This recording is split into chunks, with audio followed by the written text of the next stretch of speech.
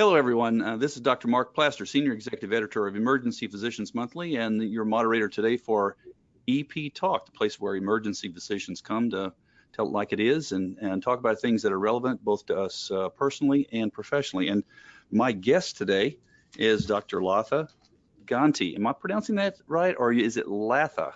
How do you pronounce it? It's Latha. Latha? Yes. And you are the Vice Chair for Research and Academic Affairs and Faculty Development at, is it Osceola Regional Medical Center in Kissimmee, Florida? Yes, that's correct, with the University of Central Florida.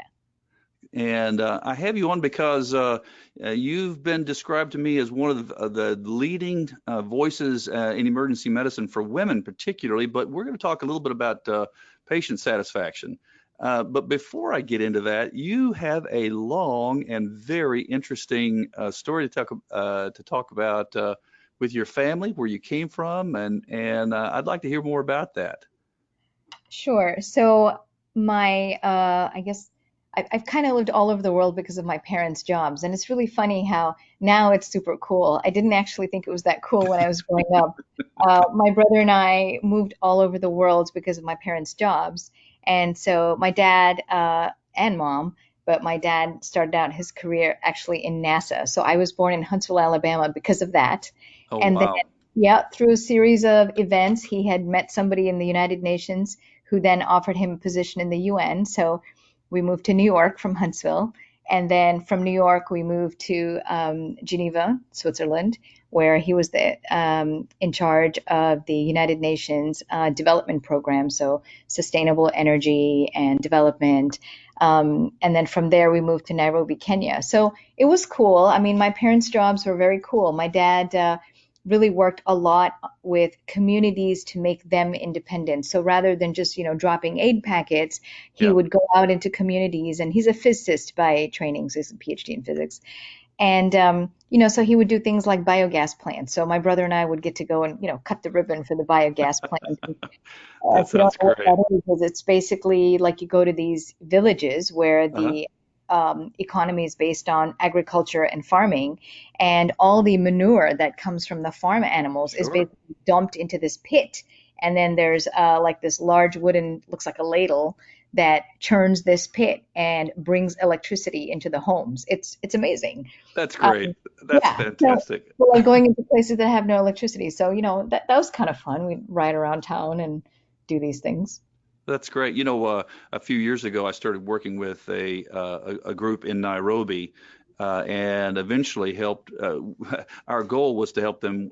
It was a foundling home for children, abandoned children, and my goal was to help them raise enough money to have a clinic room to help take care of the infants that were coming in. And we had a fundraiser at our home, and our goal was to raise $30,000. And the first night of the fundraiser, we raised $85,000. And so it was clear that maybe we were undershooting what the capability of this was. Well, make a long story short, over the next 3 years, we raised about $1 million plus, and ended up building a 6-story pediatric hospital instead of a clinic room. And so I went over and was able to dedicate that hospital just about a year and a half, 2 years ago. And oh my God, how amazing! So Nairobi is near and dear to my heart, and all the things that are in the surrounding countryside, all the projects you're talking about. I have a lot of Kenyan friends, and I can really appreciate what your father and what his organization did for them. So thank you, thank him, and I can tell you, I can just see you as a kid running around opening up these projects, and it sounds like a lot of fun. Where'd you go to medical school? How'd you work your way into medicine? So I got my first doctor's kit when I was 4, and I never looked back, honestly. Like, I know it sounds so cliche, but I wanted to be a doctor since I was 4 years old. And I think it was my mother's dream too, so I am sure that helped a little bit. My dad wanted me to be a college professor. He started out his career teaching college physics, so I think that was always the thing. So now I'm both. I'm a professor of emergency medicine, and so I think I've kind of done what they both really were hoping for me to do. The one thing that my dad actually did not want me to do was to work for one of these world organizations because he was worried that the travel would be too hard on the family. Now it's funny because, of course, he had no problem dragging his family all over the globe. But It's good for him, but not for you. well, he says he didn't really have any options, whereas his kids, of course, have more options. But anyway, Yeah, that's true. I think it has now, come back. All my kids were born in the United States. And so the first opportunity I got to take them abroad, I actually took that. So I did a Fulbright scholarship, and it was like a teaching fellowship for 6 months. And Uh-huh. I took them to southern India, where basically, I mean, they actually adapted pretty well. It was me who had the hardest time. I had a whole curriculum and series of lectures and workshops and everything ready to go because it's like a 2-year process. You have to apply, get security clearance and all this stuff. And when I get there, basically I find out that there is nothing set up and the place where I'm supposed to quote teach had no electricity. So Well, all those PowerPoint slides that I made, like, I couldn't even show them. And I did not know how to adapt or kind of take it in stride. Like normally as ER docs, we're totally used to doing that, but yeah. this was not what I had thought it would be like. So they said, well, you can just, I mean, you're so experienced, professor. I'm sure you could do something. And I'm like, yeah, no, I don't know how to teach you how to read a CT scan without my slides. I'm so sorry. And I'm just gonna have to like quit. But yeah, the students were very resourceful and it ended up being a really good semester. Oh, that sounds great. Obviously, you kind of are modest about your abilities because you've won over 18 national awards for your academics, including the Excellence in Teaching from the American College of Emergency Physicians, the National Faculty Teaching Award. Come on, the AMA William Beaumont Award. You won the first EMRA Mentorship Award and celebrated as one of the heroes in emergency medicine. So thank you for your modesty, but the truth be told, you've come a long way, made a huge contribution to the field of emergency medicine. Thank you. I want to ask you, how did you, obviously a lot of your work has to do with patient satisfaction, and I'll just be honest with you, patient satisfaction has been a thorn in my eyeball for so long. I mean, these idea of patients being able to fill in a questionnaire and ruin my career yeah, the thought of it just gives me a cold chill. But you obviously don't see it that way. Tell me about your concepts in patient satisfaction and how that all developed. So I mean, I'm definitely not a patient satisfaction expert, and I wouldn't actually say I have any real expertise in that area. I'm mostly like a clinical researcher and an educator. But just speaking about patients, I think the one thing I can say is because I have always had to learn a new language and always be the new person or the new Yeah. person in school, the new girl at school. I think one of the things that has allowed me to connect with patients has been just knowing firsthand how important the power of language is, and also what a handicap it is to not have the words to say what you want to say. Growing up, we never had a primary care doctor. We always went to the ER. We were always local immigrant type people as well, or expatriates. And we would just wait for 6 to 8 hours in the ED for our colds, and we thought it was okay. And then my parents would get some pills and instructions in a foreign language that they couldn't read, and we thought that was okay too. Yeah, We would just take the medicines because that's what they told us. that's what it Um, was. That's what you got. that's right.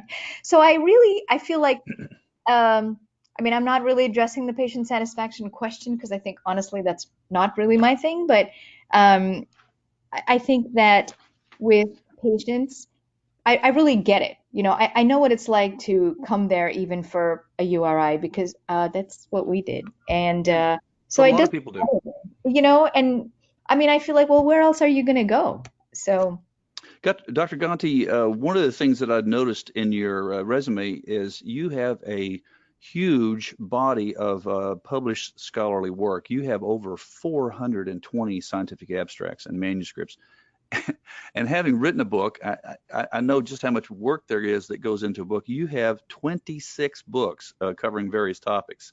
So first off, I want to know, are you just a crazy workaholic? And the other is, as emergency physicians, one of the things that we want to be able to do, even in a community hospital, I understand this in an academic setting, but in a community hospital, we want to develop a culture of academic excellence, being on the leading edge. Emergency Physicians Monthly has always tried to boil it down for the community physician and the latest research and try to do that.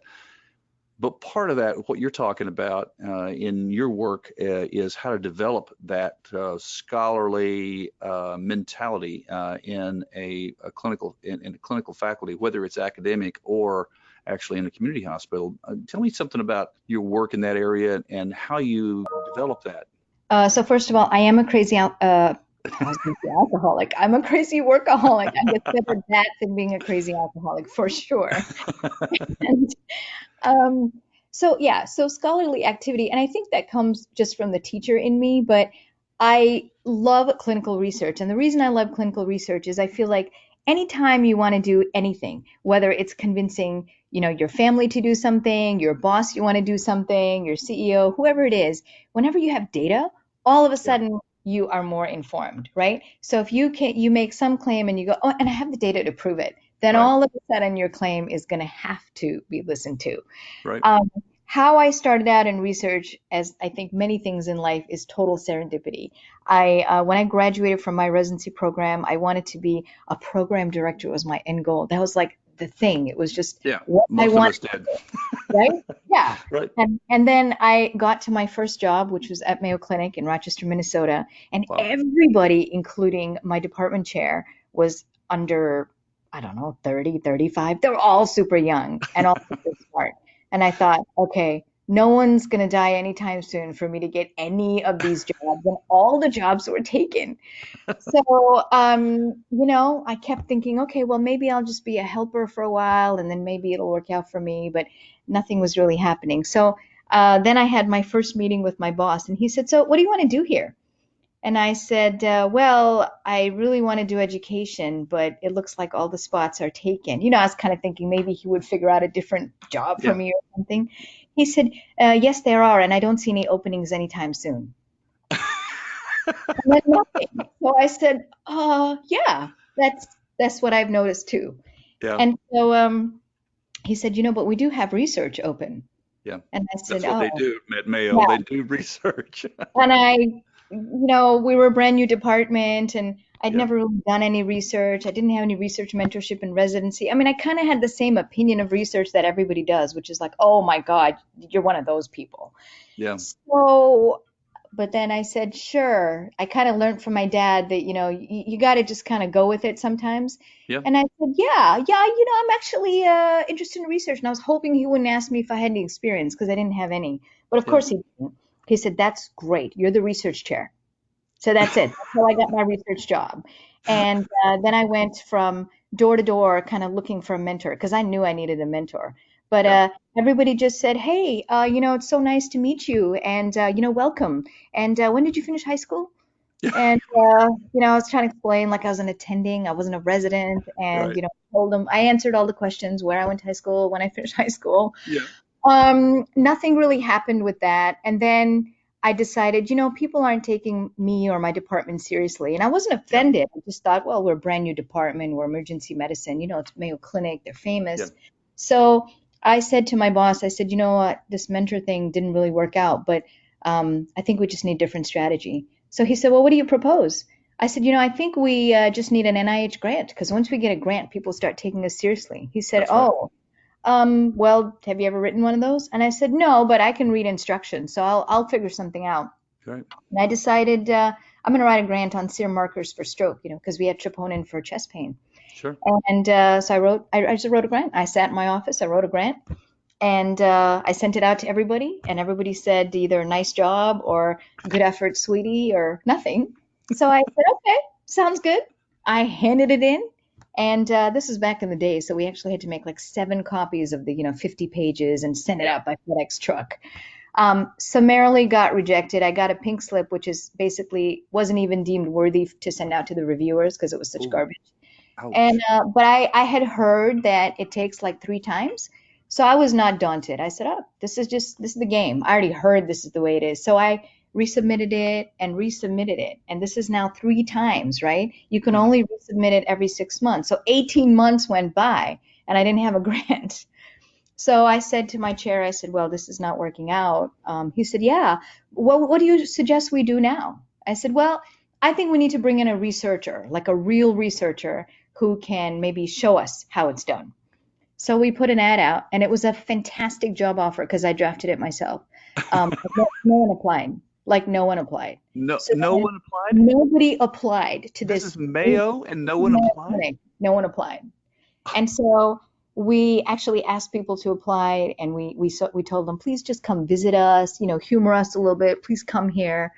And we got a few visitors, and we were basically told that we're going to go nowhere. We're a clinical enterprise, and I had a couple people tell me like, you're never going to go anywhere because you think just like a woman. And I was Oh, junior in my career, so oh I my gosh. Oh my felt like gosh. I knew how to answer that. And second of all, I mean, I don't know. I didn't know if maybe they had a point. I wasn't sure what it was about. So I decided, well, let me try to learn from this. So I said, well, what do you mean by that? And so this one guy told me, he said, you try to bring everybody up with you. That's not how it's done. He says, if you're Oh, just going to be collaborative, then that's not how it's going to work. I said, oh, okay. He goes, you're just a junior faculty. So how do you think you can help other people? And oh. so I just kind of kept listening, but I think my boss had had enough. He was a fantastic boss. He overheard him and he basically walked right into my office and told the guy, he said, I believe your cab's ready for the airport, and basically walked him out. I mean, people are just sitting there insulting me. I didn't know what to do, so I was just kind of listening. I thought, well, maybe he has a point there. I was gonna, tell my dad and see what he said, and maybe I could learn Yeah, something from. Maybe he had a point. You never know. yeah, So anyway, so that went on. But I would definitely say from the very beginning, I have always tried to bring everybody along because yeah, it's actually pretty easy to advocate or ask things for other people than it is to ask things for you.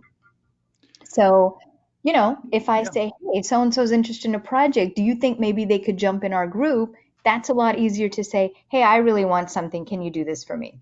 So I don't know. I feel like it's kind of worked.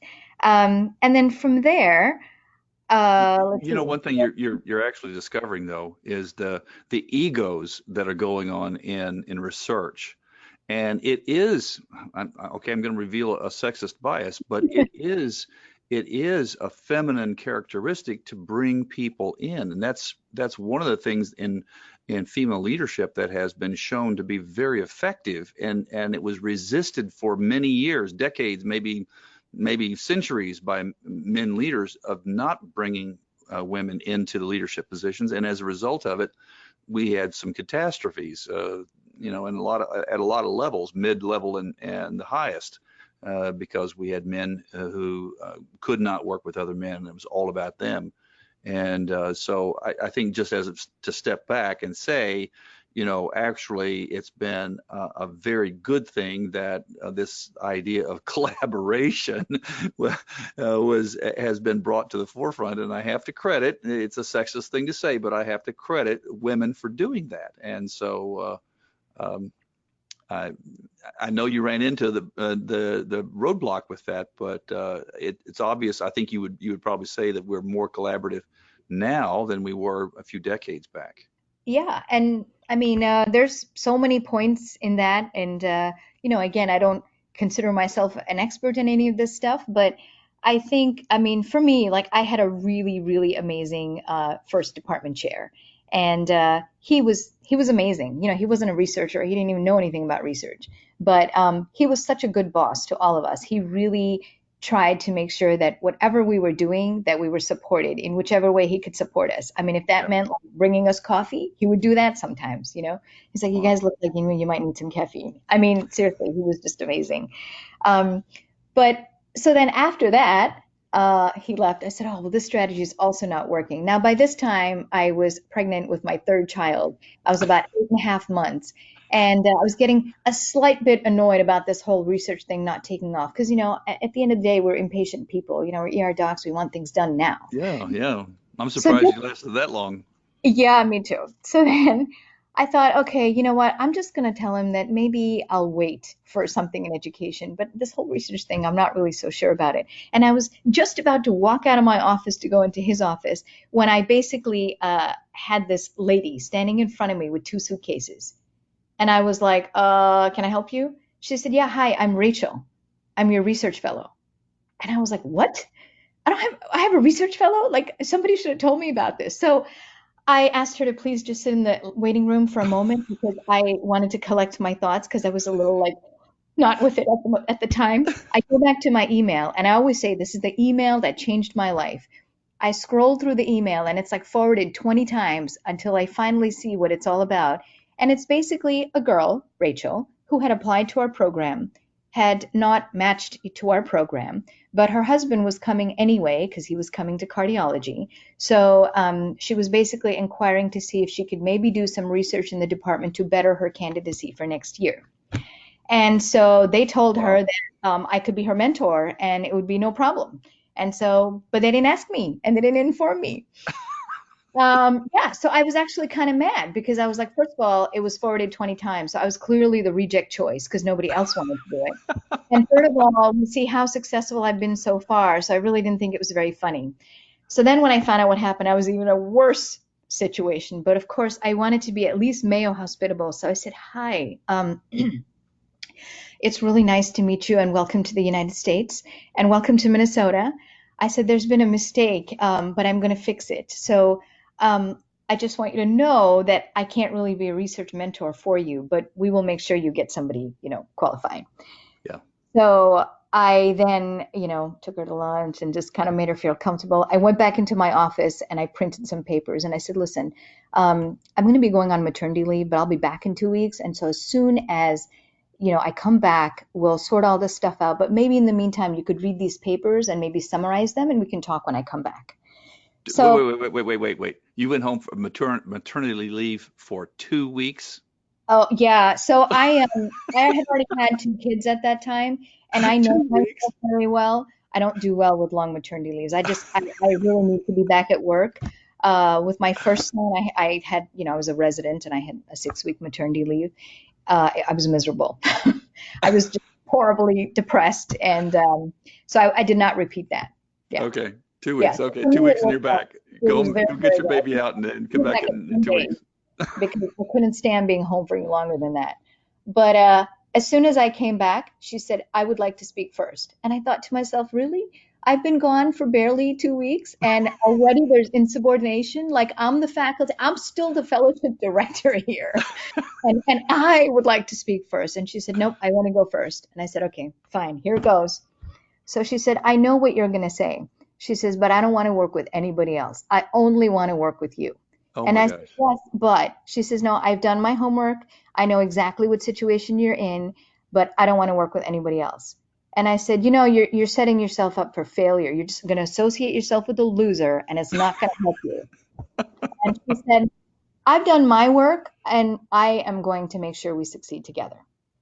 And I'm like, okay, you know what? Suit yourself, because obviously you're like really stubborn, But I mean, she was as stubborn as I was, I guess. Yeah. And she is like the best thing that ever happened to me. So, and I still keep in touch with her. I visit her when I go to Ireland. But anyway, that was my first research fellow. And so how we got started is we decided I always wanted to study stroke. So we Okay. decided we would look at blood pressure and stroke.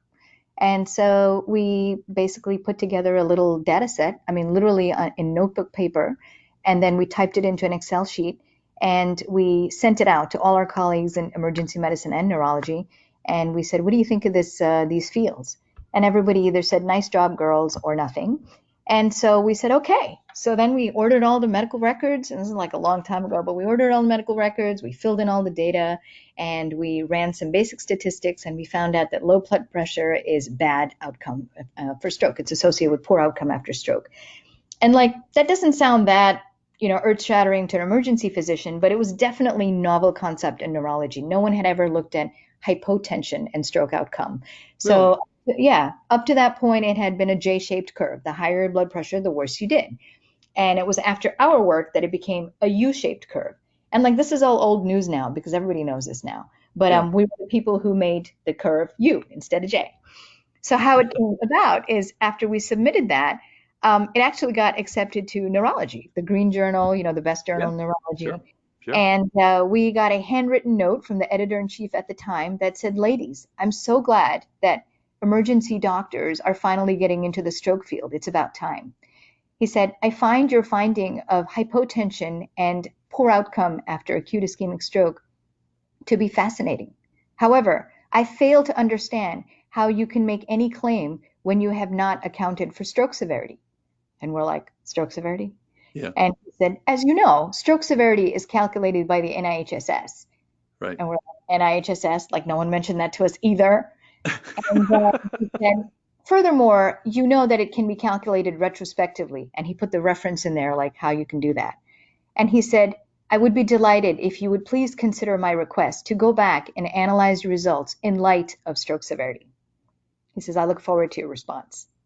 So I'll tell you, here's the best thing about being young. The best thing about being young is, one, you don't really have any knowledge of things. You don't get upset when people criticize you to your face because you don't really know what they're saying.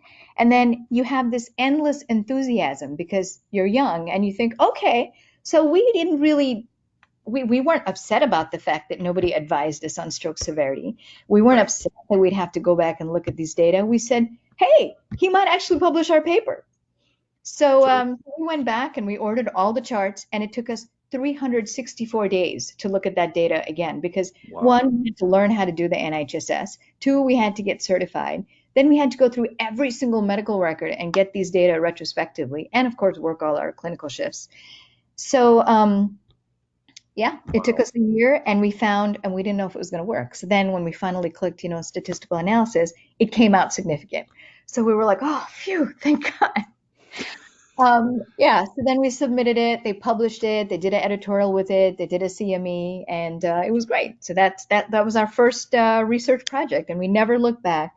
And after that, at one time I had 8 research fellows at Mayo Clinic, and the way it was all word of mouth. So Rachel was towards the end of her year, and then one day she brings back a girl with her, and she said, "Hey, I met so and so in the cafeteria, and she is interested in our research fellowship."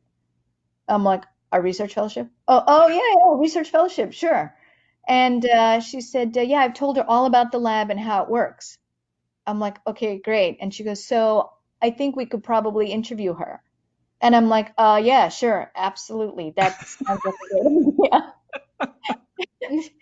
And again, credit to my boss, Wyatt Decker.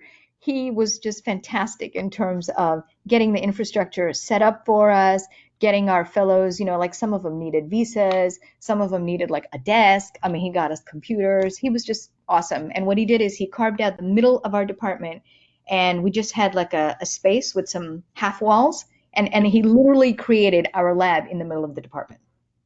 That's crazy. That's a great story. Research is always, especially when it comes out of emergency medicine. I have a experience that goes back to, 1981, where no one, our little community hospital had a research um, contest, so to speak. And there was a variety of different, and if you were in cardiology, it kind of competed against everybody.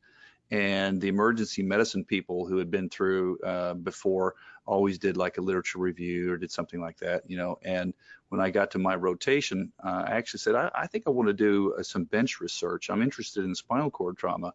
Yeah. And I found some guys at local medical school who were doing spinal cord trauma, talked to them, and they showed me how to do the actual surgery on a cat.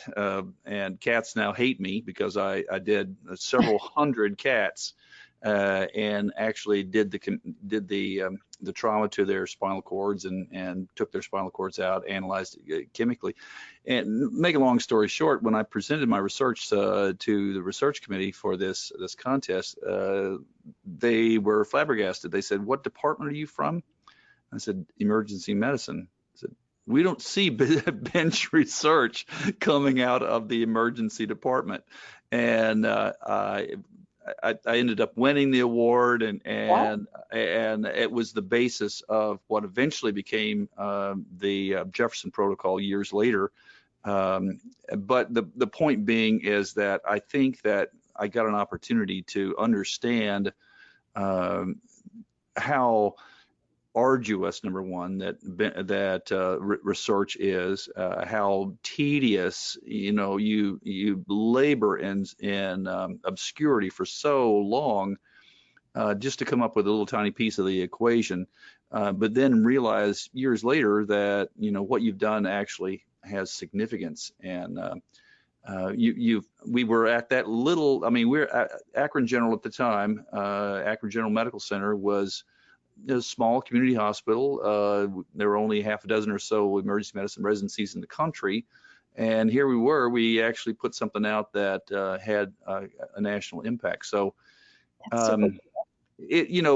when an emergency medicine faculty takes it seriously to try to advance the body of knowledge in emergency medicine, it is amazing what can actually happen. That emergency docs years ago got the rap that we only went into this field because we didn't want to take call. We wanted to work our shifts and go home. And some of that was true. But I think that as the younger crop of emergency physicians started to come through, there was more and more true academic curiosity and interest in pushing the field forward. And I have to say, I'm not young, and I have seen tremendous progress in emergency medicine because of the academic interest, the research interest, and the kinds of projects that are now published in annals. We're not even we're head and shoulders. Light years ahead of what used to come out of the old GEMS magazine. You guys don't even know about that, the Journal of Emergency Medicine. I mean, they used to scramble and publish anything that anybody would put out there. Mm-hmm. And the research that now comes out of Annals of Emergency Medicine is really outstanding and really impactful. Mm-hmm. It has changed our specialty, changed the world in many cases. For sure. So, I always, when I talk to the residents, I always start off with a lecture that says Clinical Research 101, why should you care? Yeah. Because in the course of my work, I always get people who will, walk up to either a poster or a lecture and will just say, oh, it's all just quantity. You just generate quantity. It's just retrospective chart review, or you just did a bunch of case reviews and stuff, or it's a case report. And, it's interesting. The criticism always comes from people who've never published anything. So I always find that that's interesting. Yeah. But, when people criticize case reports, they say, well, how did we even find out about HIV and AIDS? Because somebody reported this Kaposi sarcoma thing that just seemed a little unusual. And then one thing built on another, and that's how it came out. So definitely case reports are still very important.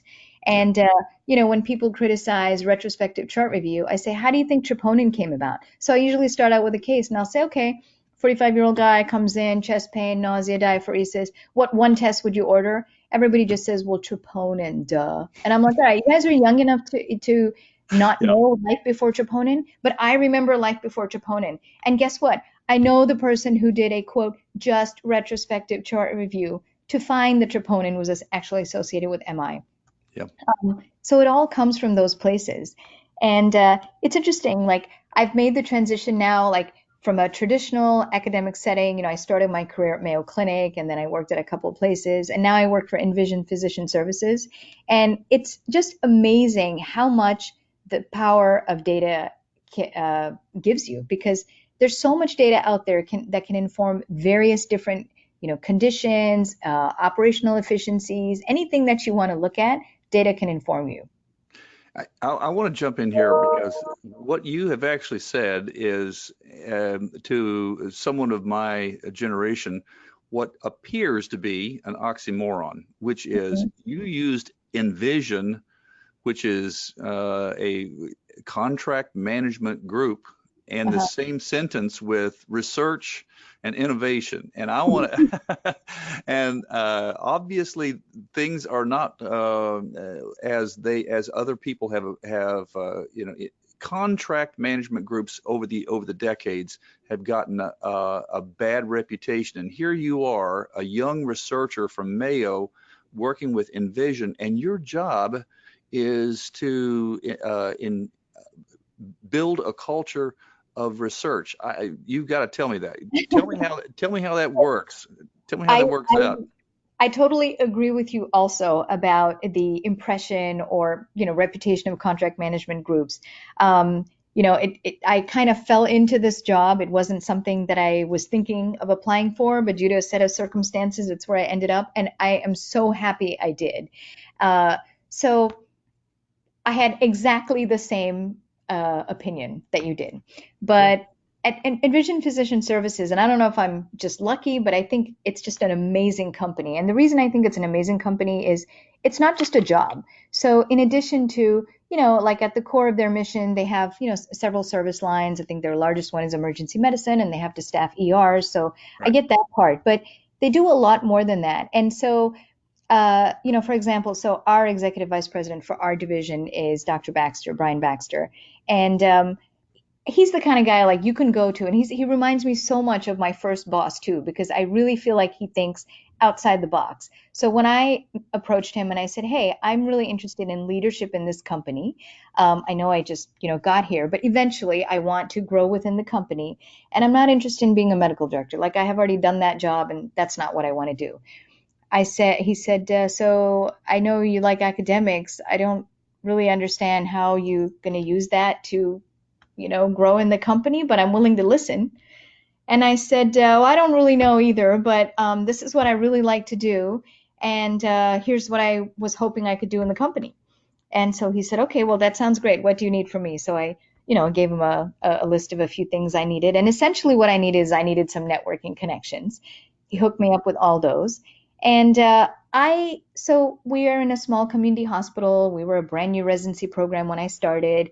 And not only do I work for Envision Physician Services, a contract management group, but I work within an HCA facility. So you can, That's corporate everywhere. I mean, that's corporate everything. And most academics would say you can't do what you want to do in that environment. And I have definitely proven them wrong. So in our residency program, I mean, we present at SAEM, ASAP every single year since we started. We have the largest number of abstracts that that are presented from any one residency program. We publish probably a paper a week. Yes, some of them are case reports, but a lot of them also come from our data warehouse project. So of course, we have the ability to leverage the size of Envision data sets as well as HCA data sets. And so from that, we're able to say, like if we study any particular condition coming, like we have a number of community hospitals, and what does this condition look like in a community hospital setting?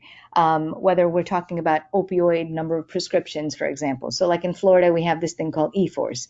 So we're looking at before and after the E-Force requirement. So the requirement is now if I'm ever going to write an opioid prescription, for example, I have to write a statement in my medical record that says, I looked at the E-Force database and verified that this person is not at risk for, abusing opioids. I have looked at the opioid risk score, blah, blah, blah. There's a whole number of things I have to attest to. And so we were curious about, did the number of prescriptions go down after this? So it's very easy for us to look at before and after data for these types of things because we have so much ability to leverage the data that's available. Yeah, and you have a lot of data. I mean, Envision is not small. I mean, I'm not trying to necessarily promote Envision, but do you have any idea how many hospitals they actually are staffing in emergency medicine? Okay, so I should know this number. It's hundreds. I know it's hundreds. If they're not the largest, they are maybe. I know they're in the top three if they're not the largest. 1 in every 8 emergency department patients in the country. So 1 in every 8 is seen by Envision Physician Services doc. Yeah. So it's a lot of patients. But I think, like I said, they go well beyond staffing. 40% of the company is women. And so they have a really good representation of women physicians and diversity physicians. And we have Dr. Becky Parker, who's our chief medical officer. And so, she was past ASAP president. And so she has a group, it's called Diversity and Inclusion, that looks at the pipeline. Because, you can have a lot of women doctors who are staffing the EDs, working the night shifts and all that. But she has really put a focus also on getting these people into the leadership pipeline. So start early, like you come in early, let's get some orientation, let's get some leadership training, and so develop people to grow within the company so that the leadership of the company is not um, only a certain, strata. Yeah, yeah. But maternity leave is only 2 weeks. Well, I don't know. I mean, I guess, No, no, I'm kidding you. there's nothing like maternity leave, right? You just take off when you want to take off. Oh, well, tell me, you obviously you're an energetic person, and you say you have 5 children now. Is that right? That's correct. And I have a few people to blame for that.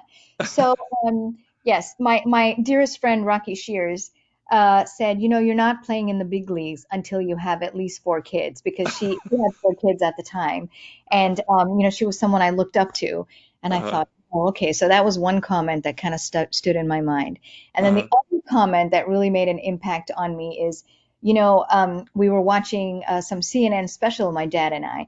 And he said, it's too bad because women who can, have kids, who are going to be productive citizens and who are really going to take the world forward, don't really have any kids. I mean, they're so into their careers, they don't have any kids. And if they do, they have maybe one or two. Yeah. I thought, oh, well, I don't know. So I feel like somewhere in there is He where, challenged you. He threw down the gauntlet. You're a smart, he said you are a smart, talented, motivated young lady, and it is your job to populate the world. and, I always wanted to have a girl. So I have 4 boys. Oh And then my. after a long gap, I have a girl. So now I have my girl. Oh, that's Yeah. my wife and I did something similar. Had 2 boys and had a couple of problems. We would have had 5. She had a couple of miscarriages, and then had our girl, and uh, we didn't. We stopped at three of 5, and my oldest son graduated from the Naval Academy, and he and his wife had 4 children in 5 years, and I had 4 and 6 years. oh my gosh. Oh my gosh. This is and you're continuing to teach and research and write and have an amazing amazing personality. You haven't been burnt out by what you're doing, and it sounds like you've been invigorated by what you're doing.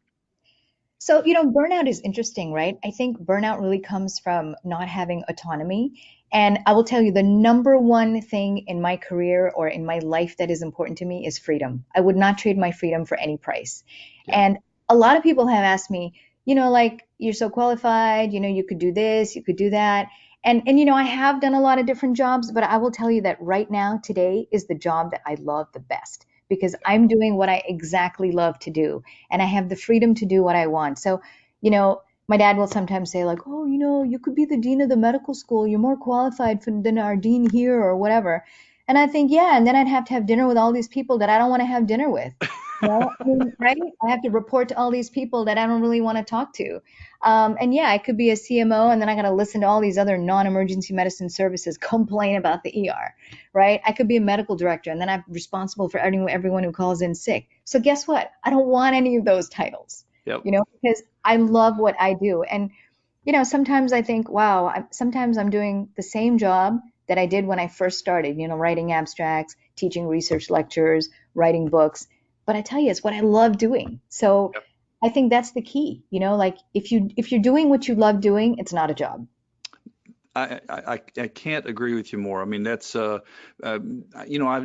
don't know how much you know about my career, but as I went through law school while I was running an emergency department and had a consulting firm, and then developed the magazine Emergency Physicians Monthly. And everybody kept saying, "Are you some sort of a workaholic?" And no, I'm just I have a lot of curiosity.